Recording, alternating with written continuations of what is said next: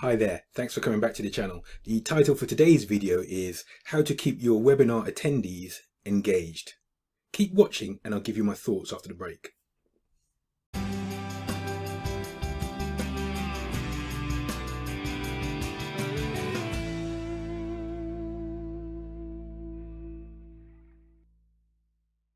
Hi there, before we get into today's topic, if you've not subscribed already,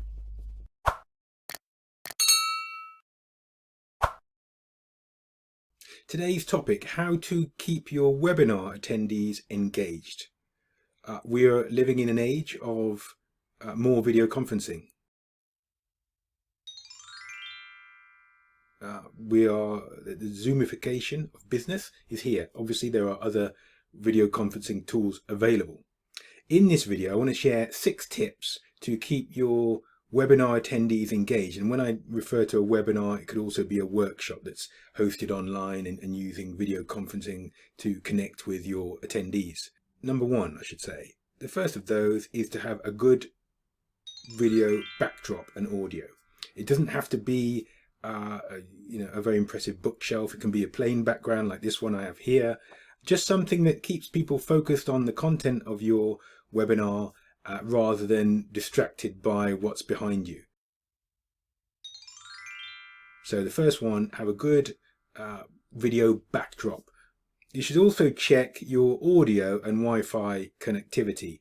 You'll need these obviously to be received by everybody, and you should check with attendees that they can hear you and they can see you. Ask them to wave or type in the chat to make sure that you're starting off with a solid foundation and a good connection.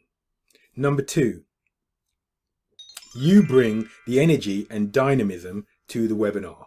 You will have webinars and workshops where the attendees are very enthused and have a lot of energy, and that's great, but never rely on that. You bring the energy and they will match your energy levels. You bring the dynamism, be excited about what you're talking about, and present in a very enthusiastic way, giving demonstrations as you go, and people will match your energy levels. Number 3, unless you're a celebrity, the attendees will have signed up for the information that you've promised them in the webinar or the invitation or the email invitation with the link to the Zoom meeting. So keep a very shortish introduction.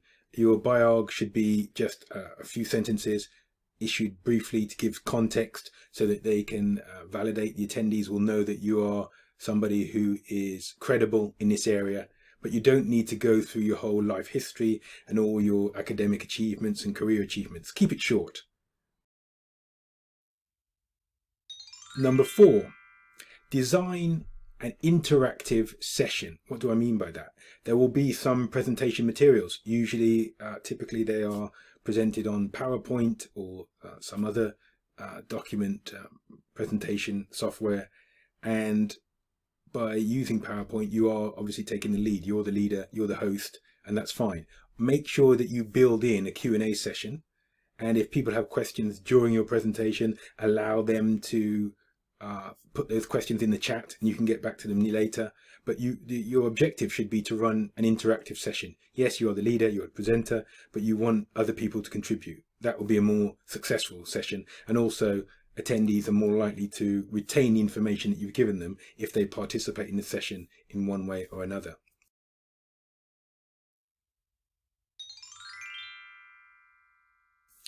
Number 5, group size. I use Zoom Pro, which allows me to invite 100 attendees into a webinar or workshop. I tend to prefer smaller groups of up to 10 or maybe 10 to 15. In that way, I can track who's attending. I can see their names. I can talk to them individually, and it's not too large a group for me to keep track of. So my recommendation would be to focus on smaller workshop groups around 10. And in that way, you can communicate with all of them.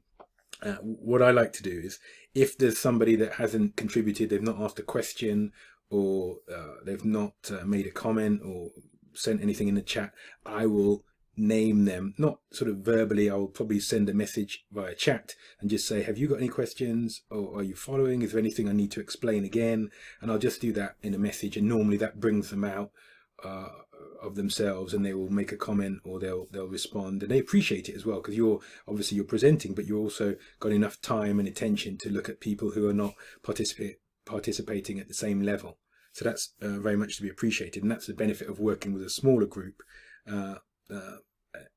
and being able to also you're able to take up questions and use examples from websites or profiles that the people within the group have. You can't do that with 100 people, it's too many. Number 6, webinar duration.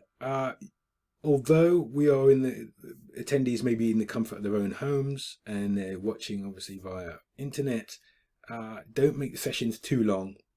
I think 60 minutes is a good time. You can have your sort of more formal presentation part of the webinar and then a Q&A session. And if it runs over because people have more questions, that's fine, because people are participating and they're very engaged, not a problem. But don't try and schedule sessions of 2-3 hours where it's mainly you talking, because people will lose interest and click off and leave the webinar, and they'll have other distractions. They may have phone calls and other meetings to go to. So try and keep it to around about an hour. I think that's a sweet spot. Obviously segmenting the session into your presentation section, but also a Q&A. So those were my quick 6 tips to keep your webinar attendees engaged. I've been using those tips and they've been working effectively. I've been running a series of webinars, and I'll be running another series of webinars in 2021, and I've acted on all of those points, in particular remembering to people who haven't participated to bring them into discussion and to mention them and get them to engage.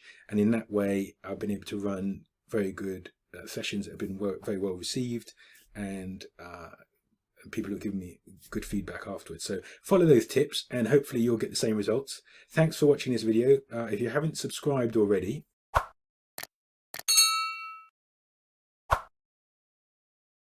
if you've liked this video, please give me a like. Click on one of the 2 screenshots to watch another video. I look forward to speaking to you next time. Thanks. Bye bye.